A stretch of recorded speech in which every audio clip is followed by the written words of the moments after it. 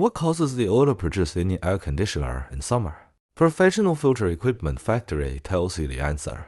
Summer arrives, the temperature is getting higher and higher. A lot of car owners smell the car has a very bad smell. There are two main reasons for this. There hasn't been air conditioning in the car for a long time. The air conditioner filter has not been replaced for a long time. Both of these causes cause a lot of dust. Impurities accumulate on the air conditioning filter. That's where the smell comes from. Our air conditioning filter equipment can not only produce this non-woven fabric, but also produce activated carbon, which can keep your car fresh.